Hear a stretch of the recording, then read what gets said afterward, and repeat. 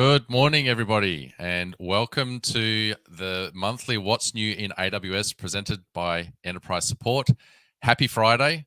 We've got a lot to cover today across AI, storage, management and governance, and applications, and quite a few people helping out today as well. Let's bring on some of the team. I'd like to welcome Simon and Tom, my co-hosts for today's session. Welcome on board, everyone. Graham. Welcome, Simon. Hey, Tom. Graham. Hey, Simon. Hey. How are you? Good Hey, morning. Tom. I'm well. How are you? Not too bad. Yeah, super excited today. Yeah, you have a new guest, I think. Yeah. And especially, I've been promoted today. Yeah. Hey, Oh. congratulations. Now, what I'm saying is I've been like a guest for several times, and now today I've been promoted as a host. Yeah, we're very happy to have you on, Tom. It's been wonderful working with you the last couple of months. Thank you. Yeah, very excited to have you joining our team. Excited for our guest as well. I've got a guest joining to talk about backups, so lots of stuff that's happening. I'm also going to chance a demo later on and see how we go with that one. It's always exciting to see if we have a pass or a fail. I've seen that demo. Yeah. It's super awesome. That's why we're leaving it at the very end, so people don't leave the stream. I actually realized I haven't touched tools in a while, so it was a bit of a shock to get back on, and then it was a shock again when it was so simple. So yeah, I'll share it with you at the end. Okay, look forward to that. My section also have a bit of demo as well. Yeah, we'll see how it goes. Awesome. Well, Great. Let's jump over to Tom now to talk about the latest in AI and ML. Great, thank you. Hi everyone, it's great to kick off today's AI ML sections. And I'll be your host today, and we have our owner guest today, Melanie Lead. Thank you for bringing Mel. Hi Mel, just want to do a bit of, quick intro like about me and Mel. And Mel is always my lovely buddy to work with, and we work closely together to support our customers' AI ML enablement and training also. Mel, what about you? Like, introduce yourself. Thanks, Tom. It's always a great honor to actually working with you, and also thank you so much for inviting me as a guest to this session. I always like listening to this session. I know you guys have been introducing great new features for our customer, which is awesome. And I'm Melanie. I'm based out of Sydney and an AML specialist technical manager and helping our enterprise support customer. And also previously worked outside of AWS as a data scientist and also as a SageMaker SME working in the premium support team before my current role. Wow, that's a very lengthy, great experience. I love that. Thanks for that. Yeah, super excited to talk about our new features today. And today, pretty much, we will have two new features and also a very quick demo. And we'd love to have your feedback and audience at the demo section also. But feel free to chime in, put in your feedback in our chat sections. Next slide, please.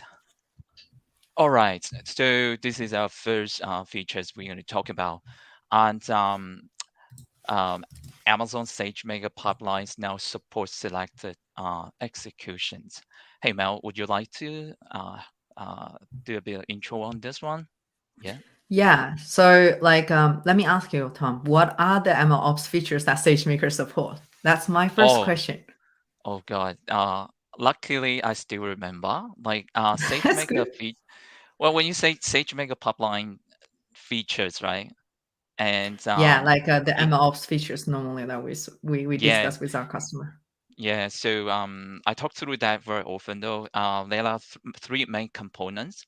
SageMaker, like the pipelines, which supported a directed acyclic graph like a flow. And the second one is the model registry. And the third one is the CI/CD end-to-end project features. Yeah, Great. that's the three. Okay. Yeah. I give you 100 mark, and then you you are quite right. Basically, pipeline is a very commonly used SageMaker MLOps feature. Like it helps to orchestrate different steps for your machine learning workflow. You can see that in this diagram that we can see that you have prepare your training data set and then perform your model training and then do evaluation. And then like you can then decide whether you want to register your model into model registry, as you just rightly highlighted as another feature in our MLOps kind of suites. And then like you can do batch transform. So before the launch of selective execution, let me ask second question. Like let's say if my pipeline runs into any like an issue, or I want to rerun the pipeline, but then I don't want to rerun everything, but just want to run at certain step. Is there another feature that in pipeline that you can leverage before the selective execution? Wow, that sounds like you being the host today. Well, thanks for that. And pretty much like before this one, we have a caching style to support customer potentially. Is like you're using pipeline sections to execute a pipeline. So, but would love to hear more detail about this one. What's the diff between this one and what the So previously you can use pipeline caching, which means like you can cache certain of the steps. And then when the other steps got changed, for example, like your source data changed or like the code actually changed, for example, in your training step, and then pipeline caching can actually help to cache the previous step and only run the steps that got changed. But now with this new selective execution, but with that caching, that you still need to explicitly enable that, and also like to setting up like timeout, things like that. But then with this new selective execution, and you can basically select the previous execution run of your pipeline and only select to run certain steps. So that is giving you more control out of your pipeline, how you want to like execute your pipeline. And for example, in this example, like you just want to run the training. For example, you have changed the training script, some hyperparameters, and then like also like you want to basically do the evaluation step, and then you can basically select those steps, and then only those steps in the new execution will be run. All the previous like upstream steps and downstream steps will not be changed, which means, for example, if you actually having a step to prepare your data, which takes some time, and also the data set is pretty big, you don't really want every time to run your pipeline to regenerate that part. So this is the benefit, really helps the customer to make the experiment process more efficient and cost saving, I'll say. Yeah, definitely our customer will love that. Like for example, in the diagram we just in the highlight rectangle box, potentially customer can, with this new feature, they can just point out that they want to execute those 2 dedicated steps, right? Yep. Okay, so this is a quite cool. exciting new feature. Awesome. Like cost saving, who doesn't like it? Like I think that's a great benefit for customer. Now we're going to move on to next slide. All right, so this one is about Falcon 40 billions foundation model from TII, available on SageMaker JumpStart. Yeah, this one sounds very great and so many buzzwords here.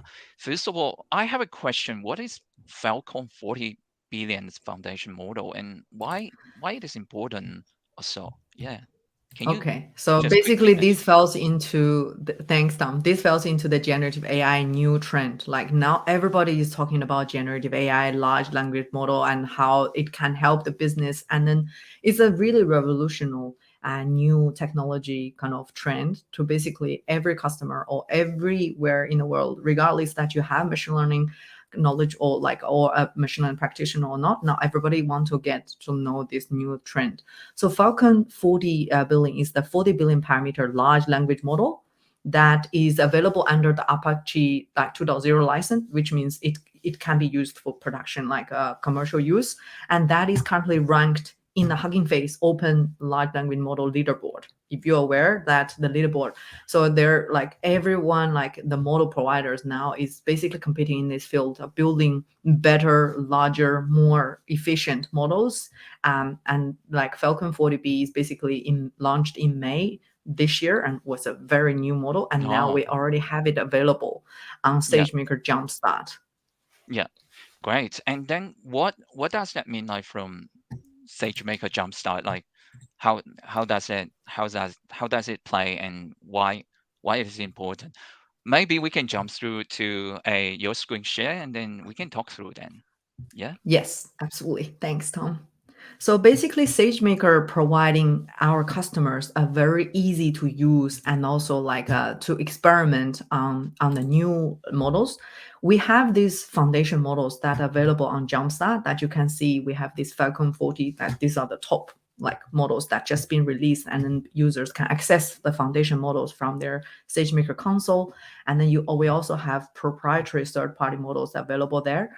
So for users also to use or directly deploy the model, they can basically do that from SageMaker Studio.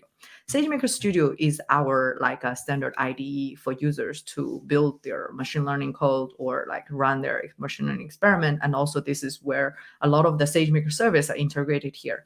So you can just go to Studio from home, SageMaker JumpStart, and JumpStart basically providing users a very easy, and then you can just based on a few clicks to be able to access the like deploy the model and directly leverage large language model. So you can see under the foundation model text generation, click on view model. It will open the model details, and then here. To deploy the model, you can change the model configuration and also like set up networking or the other necessary security related like configurations, and then just click on deploy.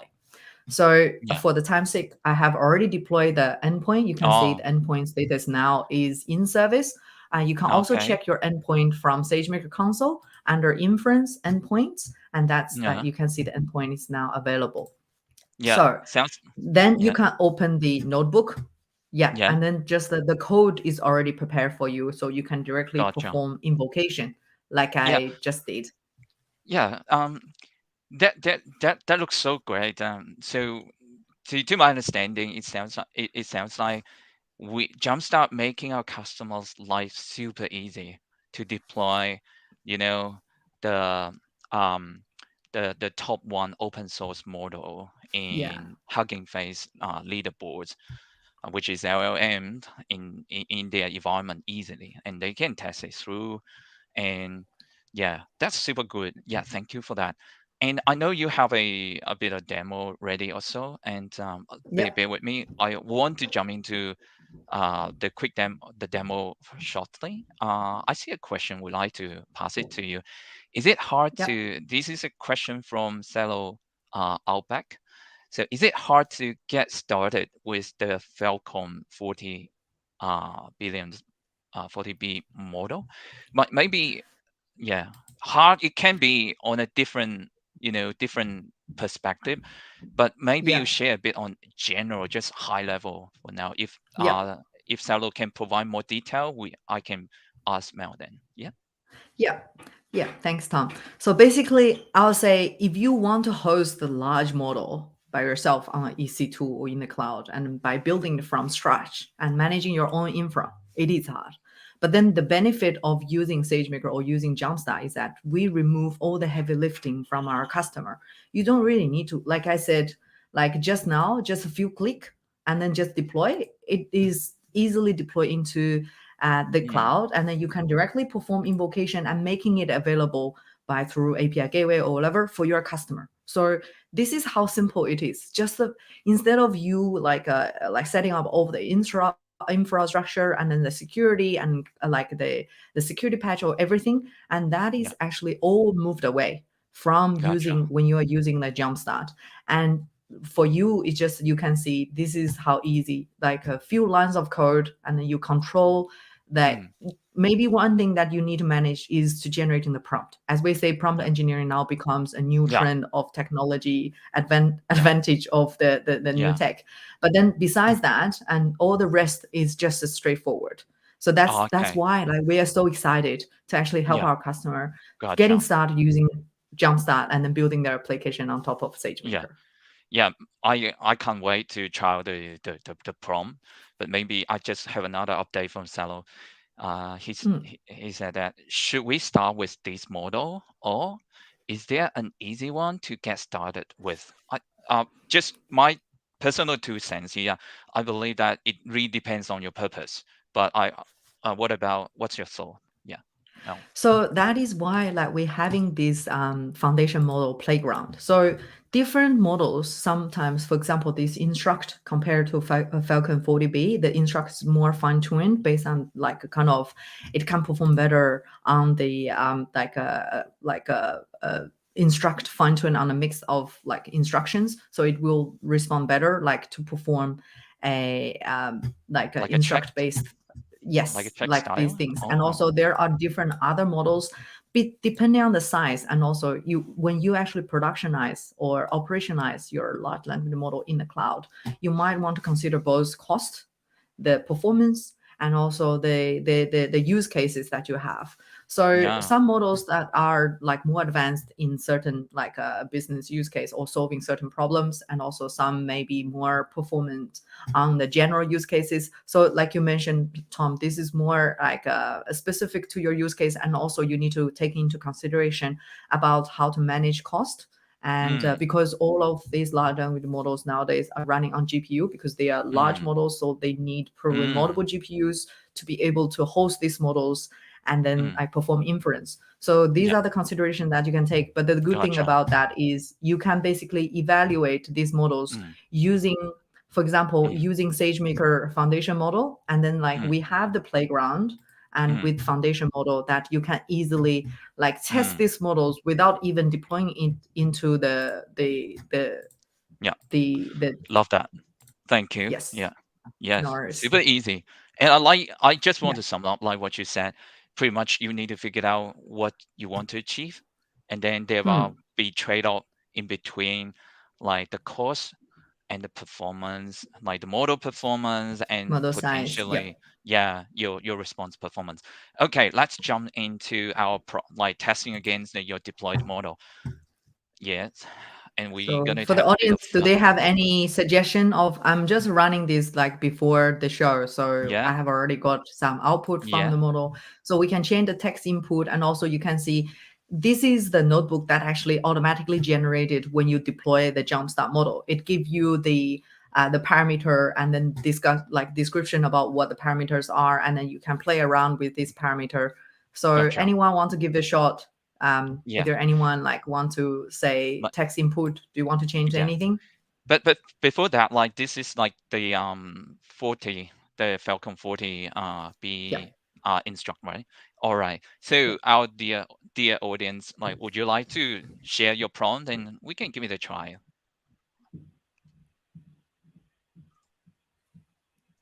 I'll just give a couple of seconds and see how it goes. Cello or Quartz, would you like to share prompt? Or do you have a prompt that you want to try, Tom? Yeah, I just have a message from Cello. He's talking about that. Write an email to my manager asking for a raise. Okay, I love this one. I will refer to that and send something to my manager then. With so I'm now typing it in support. And then but I think because we are actually limiting the length, let me try to see like because thinking about the token, so tokens are normally like the words that we're putting into the model, and also we're expecting the model to generate something. So I haven't really tried this is really live, so we will see how it actually give us, because considering I'm actually limiting the number of words it's actually responding. But you can see here it's not really like one by one. Is basically preparing everything ready and then like send the response back to me, and let's see how the model performs. Okay, let's go. Yep, I'm just executing this cell, and then I see. I just hope that because I have been waiting for this. Yep. So it is basically trying to generate the context in the backend, and then like it's hitting the endpoint that was running. So I'm just hoping that because always when we do live demo. Okay, so now cool. Because you see it directly, it actually generating for the model, to the language model normally generates words by words, but then like for us, we're just waiting for it to prepare everything. I don't know whether it makes sense or not.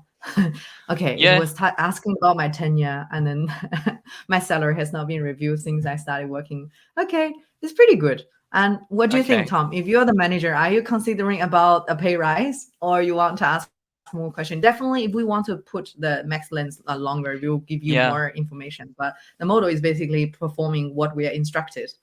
And thanks. Actually, that's a very good.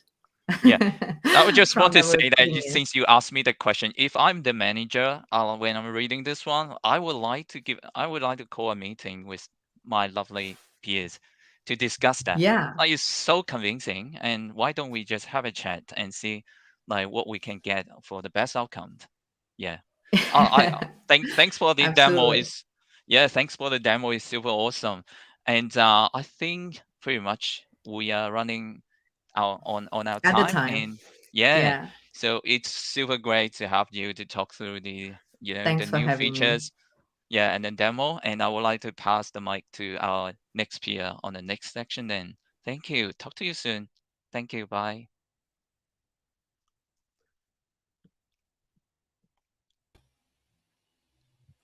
Thank you, Tom. That was awesome. I'm going to need a copy of that letter, by the way. Could we bring back on Simon as well, please? We're going to jump into a couple of new releases around management and governance. Thank you, next Graham. slide, please. Simon, live tail on CloudWatch logs. All right. Well, tell us about this, Graham. What is this? Let's imagine for a second that one of us is a DevOps engineer. I have to say I don't believe I'm that technical anymore, but having to troubleshoot new deployments in dev test, I've done this before. You kind of needed to search into the log groups and find where the latest one was and dig it up. No more. These days, you can just do a tail-f on the CloudWatch logs and see what the latest is directly. Oh, okay. So instead of really just looking at the logs themselves, or sending those live logs to a SIEM or something like that, this is more used by the DevOps engineers. Well, you're still looking at the logs, and previously you would have had to dive into the log groups and find out which one was the latest, and instead you're able to just go to a new section in the CloudWatch console that'll give you the latest straight up. Gotcha. Oh, well, this is pretty useful, and I'm guessing this is not only just for new deployments as well. You can also look at the impacts on your deployment to other resources and stuff like that. Absolutely. If you've got something that you feel is impacting your application and you just want to have a quick check, you can go there and see the logs as they stream through in real time. Yeah. And can you filter those logs to look at only things that you're interested in? Yeah, absolutely. You can use a couple of different filters and highlight attributes of interest as well. You can also pause or replay the logs. Gotcha. Okay, well, this should be pretty useful. I'm not a developer at all, so but I can definitely see a use case for developers. Yeah, it certainly streamlines the process and takes away some of the friction in having to dive into where you're looking for the logs there. Yeah. Cool. Next one, please, Maya. All right. The next one is cost management permission scripts. So if you have been on AWS for a long time, you might have used permissions like AWS portal as a namespace or purchase order as a namespace. We're actually replacing that with something that's more fine-grained. But that also means the AWS portal namespace is actually being deprecated. So if you have custom permissions, you might want to look into that. But your default policies are not going to be affected. And this deprecation will actually happen on the 1st of July. So you have to really look into it, quite quickly. But I think it's good that we have more granular control, especially into, there's a lot more large enterprises using AWS. And, not everyone needs access to everything. So granular control is always good. It is, yeah. There was a bit of friction about having to do this manually, hence the release of these scripts to do the update in bulk. And there is a little bit of time left before the changeover. So a bit of time left to get that done. Yeah, you can actually see the effective policies in your building console, and you can easily migrate in there. So a bit of friction, but not too much. Great. The next one we've got is Elastic Disaster Recovery supporting VPC configurations. for those of you who have a DR site and want to keep the network up to date with any changes that you make in prod. Okay, so what's the difference between this launch, before this launch and after this launch? Yeah, before, customers would have had to do some manual changes to their network configuration. There was potentially a need for you to manage and host your own automation scripts to keep everything up to date. And now the Elastic Disaster Recovery Service is automating that away for you. So it will replicate VPCs, subnets, including site arrangers, security groups, internet gateways, route tables, that sort of thing. I can definitely see this being super useful for large, more complex organizations. Just having to manage automation for everything that you have in there. It comes to a point where that automation is not that automated anymore. Absolutely. And being able to stay up to date is really important, and knowing that it's automated so that you don't have to rely on any manual intervention. Yep. Great one. Next one. Yeah. So this is one I'm not super familiar with, Simon. Could you tell us a bit about what's happening here? Sure. For our audiences in Australia, and if you're using SNS to send SMS out, you might have received an email.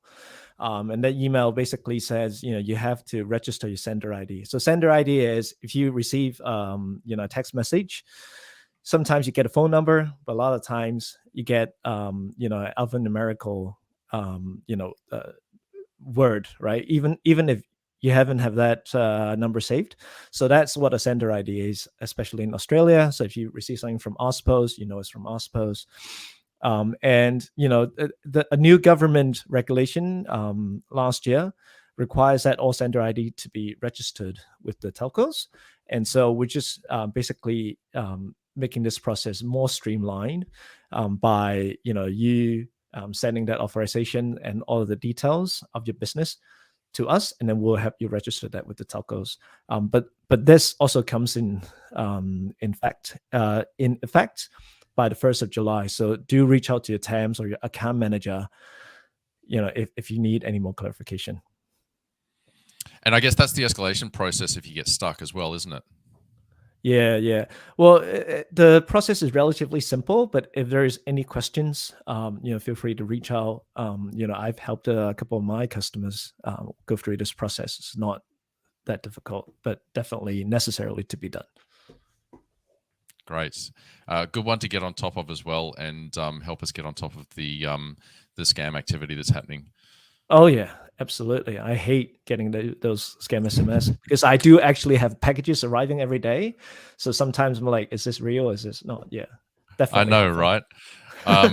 Thankfully, I haven't fallen for anything yet, but I guess it's only a matter of time. So great to see some proactive activity in that space. Let's move on to the next one. And I just want to call out, Simon, you're a technical account manager at AWS, right? That's right.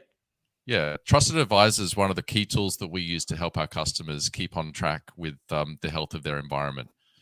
Absolutely. And it's an automated tool. It's a tool that updates constantly. It's definitely helpful for the customers themselves as well. Not just, us telling what the customer is. They can proactively look into that. Yeah, we've really put a bit of focus on fault tolerance and availability since the start of the well-architected framework was released. But there's been some pressing concerns for us in the last 12 months. And these new checks for EFS are helping customers in that space. Oh, definitely. I think it'll be a much welcomed addition to Trusted Advisor. Yeah. You were mentioning previously to the stream about a couple of caveats for this. Could you give us some more details about what customers should be considering when they read these checks? Yeah, absolutely. So EFS, the performance metrics in EFS is pretty accurate, but it doesn't take into account the potential cost implication.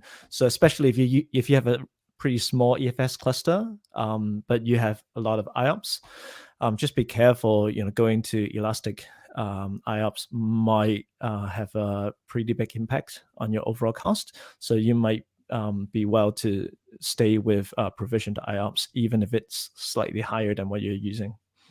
A timely reminder that architectural decisions are cost decisions, right? Yes, absolutely. There is a use case for both, but it's Trusted Advisor sometimes is not contextual, so definitely take that into account when you're making that decision. Thanks, Simon. Let's move on to the next section. I think we've got a couple of storage releases here. The first one up is a new release in the Melbourne region. FSX is coming to Melbourne. So we've got the full spectrum here. FSX for Windows, FSX Lustre, and FSX for NetApp on tap.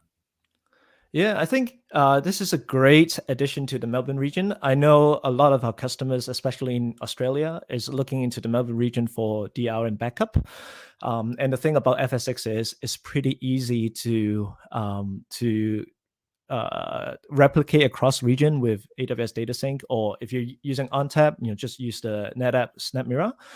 And so, I think this will be pretty useful. I can't wait to see what our customers is doing with FSX in Melbourne. Yeah, absolutely. It's sometimes a use case for customers where they need the higher availability than what the service provides. So having access to some closely adjacent regions allows them to deliver services to their customers with the best availability possible. And your use case on backup is totally relevant. Yeah, I know. But just one more thing to add here. I think it's also important to point out that FSX is multi-AZ by default. But for even higher availability or for compliance reasons, if you need it multi-region, we have that ready. Great. We've got a good segue onto our next launch, but I'm going to bring on Brendan. Brendan Goff, please join the channel. Hey, folks. Hi, Graham. Hey, Simon. Brendan. Thanks for joining. Thanks for having me. Brendan, you presented our next year release at the user group in Brisbane last night. I was there. It was very well received. Maya, can you move on to the next slide, please? Yeah, awesome. Sorry, Graham. Take it away, mate. Tell us about this, the new releases for AWS Backup. Yeah, so obviously the Melbourne region has been launched, and more of the core services are coming online as it matures. And it's really great to see Backup was launched 2 months ago, and now Cross Region was launched the last month. So what this really helps customers do is replicate their data between Sydney and Melbourne. Why is it important? So again, to touch on that compliance piece that Simon mentioned before, there's a lot of times where, geographic diverse backups whilst maintaining, your country location is really important. So there's that whole data sovereignty conversation, which can be difficult to have with customers when you're doing your well-architected framework review, and it's the case of, oh, great, do you have a cross-region replication or a backup DR scenario? And a lot of the times, previously that was no, and we can't do it because we don't have that region. So to have this available is really, really awesome. Yeah, I hear you. I've had customers that have said the same thing to me. A lot of them looked forward to the Melbourne region launching for that exact reason.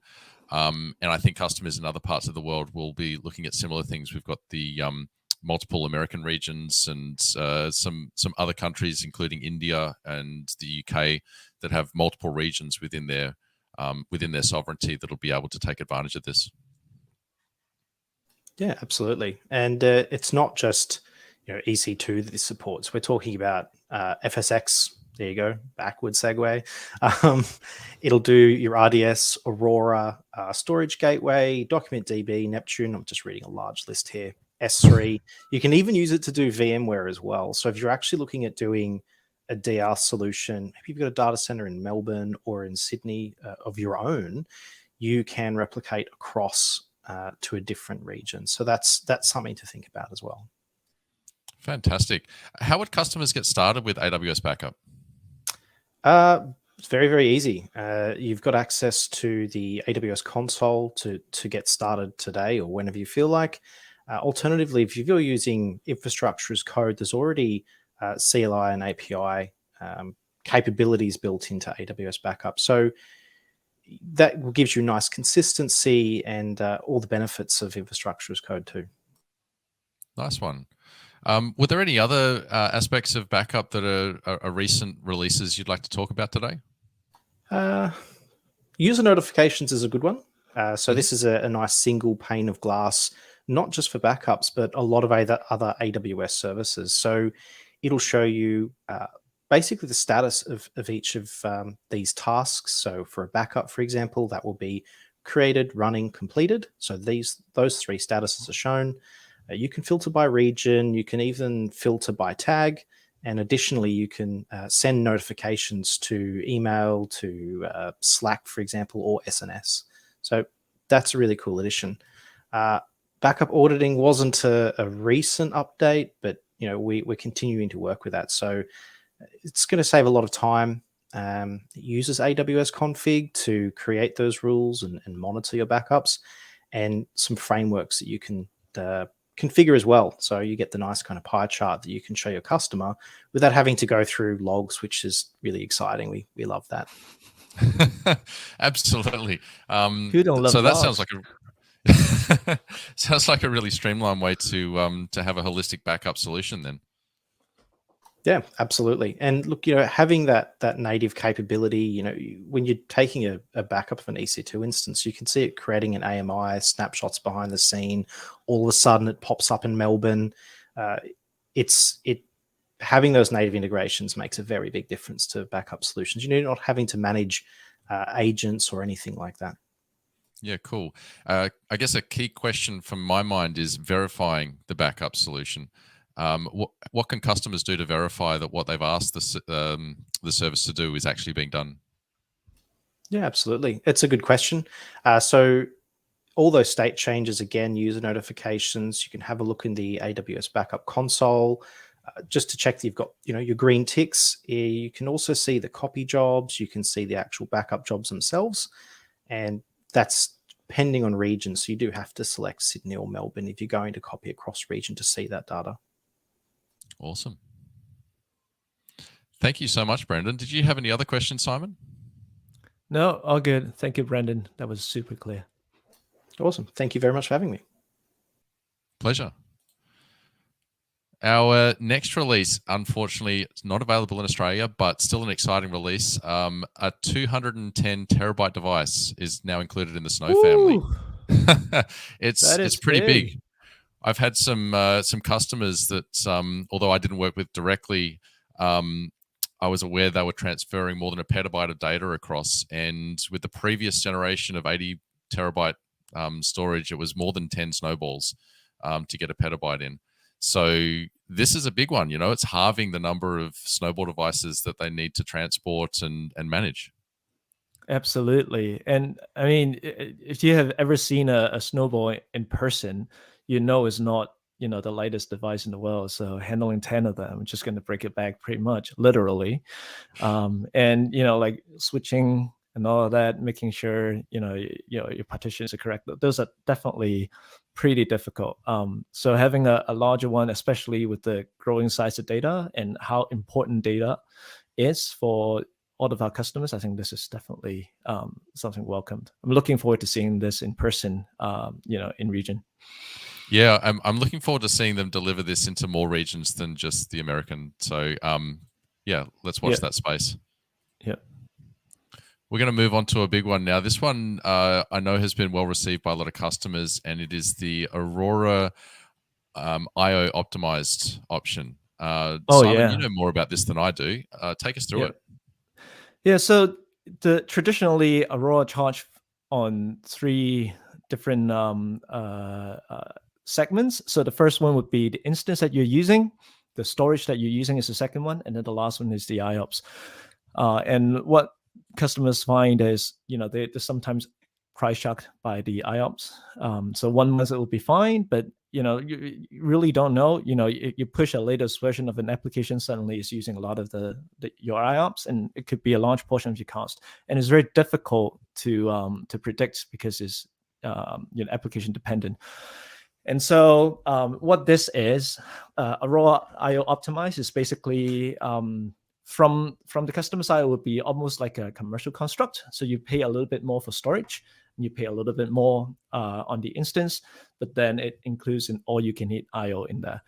So especially if you already seeing your IO percentage in your bill is over 25%, you definitely see a saving there. Even if you're not seeing that as a whole for all of your raw usages, different instances might actually get benefit as well. And currently, it's a little bit difficult to do that estimation, but we're trying to improve that tooling. We see that since the launch, the price calculator has already included Aurora IO optimized, so you can go there and estimate costs for your individual instances. And then also one thing that's cool is if you have RIs that you've purchased for your particular instance type, you can still use those. Because the instance is costing more, that increment would be charged at on-demand rates if you don't have additional RIs available. But you can always purchase, fractional RIs, right? So for that instance, so I think this is pretty welcome change, and definitely something that helps with cost, but I think more importantly helps with predictability of the cost, which is something that we try to help the customer with as TAMs. Absolutely. It's nice to see that something that's been a pain point for customers in terms of cost is being addressed. And, if anyone in the audience has experience with this and would like to comment, please drop something in chat and let us know.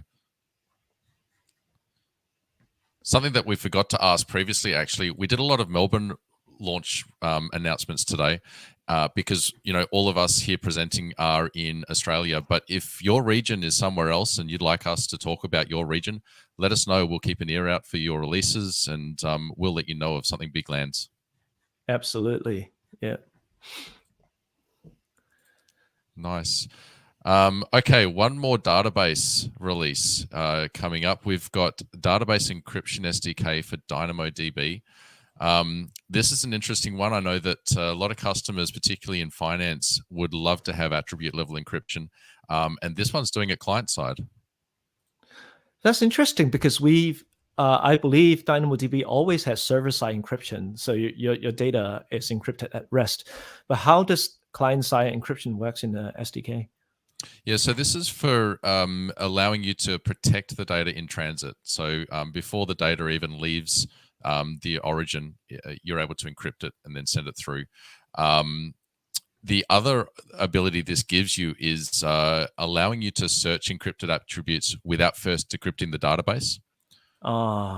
That is super helpful, I think. It is. It's also been designed for multi-tenancy. And what that means is you can have multiple KMS or key management service providers encrypting different parts of the same table. Yep. And I believe you can use other key rings as well, but KMS obviously would be the easiest one to use. Yeah, I think because this is an encryption SDK, you can plug in additional key providers as well. Oh, that's perfect. Thank you. I can't wait to see how this will help our customers. I think doing client-side encryption previously, you would have to provision your own encryption probably at the application side. Now that we have the SDK, it'll be much easier. Yeah. If you didn't already have your solution, you'll be able to get started. And I guess if you already had your own, then you'll be able to weigh up the pros and cons of migrating or sticking with what you've got. Yep. Great one. Thanks, Graham. All right.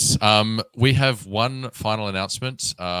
It's related to actually what's traditionally considered a container, a container helper. It's the Copilot CLI. Has just announced the ability to launch static sites.